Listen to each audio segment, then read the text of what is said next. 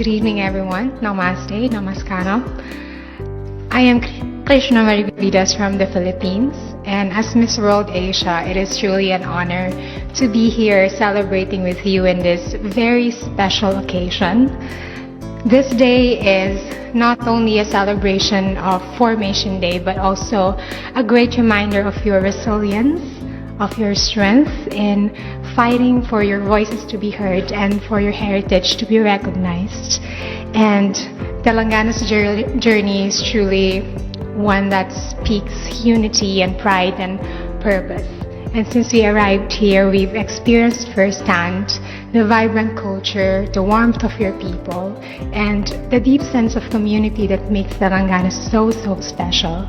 So thank you so much for the 1 month, a month long of beautiful memories of your warmth, of your love, of your smiles. Thank you so much for having us. This is truly the best 1 month of our lives, and we look forward to go back here, of course, with our friends or family. Thank you so much. Magandang araw po sa inyo at welcome back dito sa ating pinakabagong video.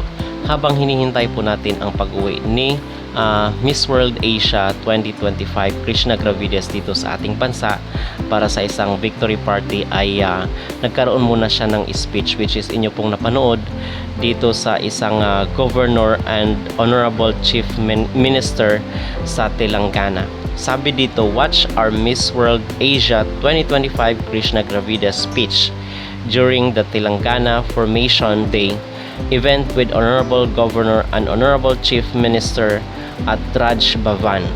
So ito ay pagpapakita, mga kapolitika, para sa akin. Yung aking maging impresyon ay si Krishna Gravides ay talagang nagustuhan rin po ng mga Indian.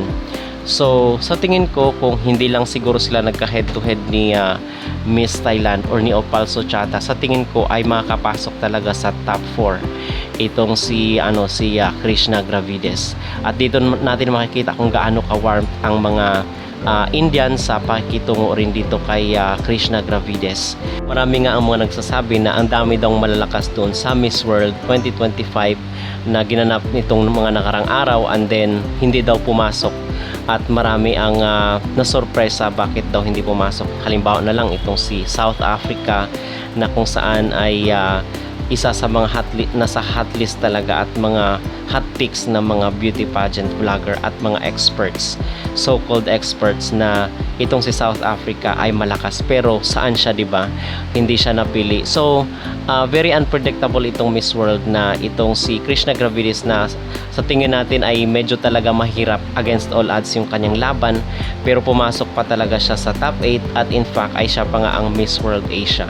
So ibig sabihin nito ay para sa atin isa na pong malaking karangalan ito sa ating bansa. At nagustuhan po talaga siya ng mga Indian dahil sa kanyang pangalan.